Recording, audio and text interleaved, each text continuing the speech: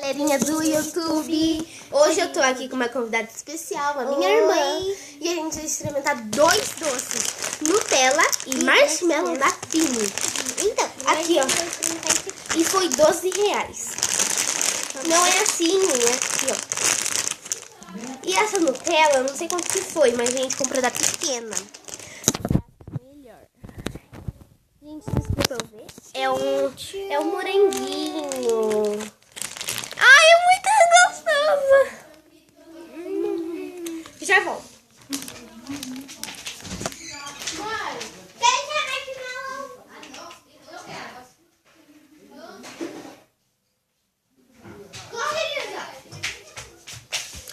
Bom, gente, agora vamos experimentar a Nutella. Mãe, me dá 2 colheres.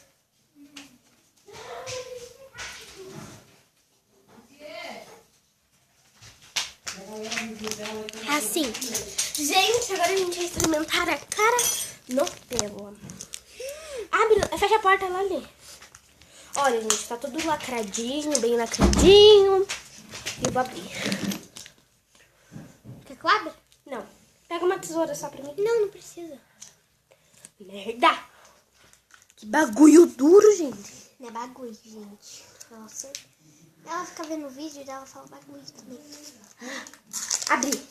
Olha. Eu quero pegar primeiro. Eu primeiro. Você pegou o marshmallow primeiro. Tá bom. Eu achei muito linda. É o chocolatinho. É creme de amendoim. E eu vou experimentar com marshmallow. Eu também. Ai, que chique. Vamos lá? Enjoante? Ah, Senhor da Glória. Esse bagulho enjoa, né? Marshmallow mais gostoso, hein? E Nutella. Acho que Nutella é o mais bom. Esse aqui, A Nutellinha, gente. eu não gostei muito. Porque é enjoante. Eu não vou comer. Eu como. Ele é de morango. Ele foi... Deixa eu tirar o preço. R$12. R$12. E a Nutella foi R$17. R$7,90.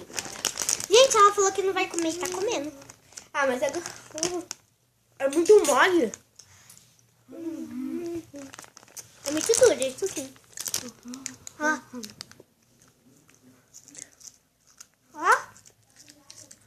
Gente, ó o moranguinho aqui. Aí, Ah! Então, gente, foi isso.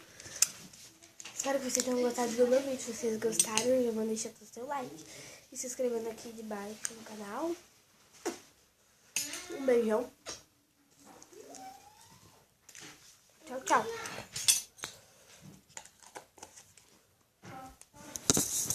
tchau, gente.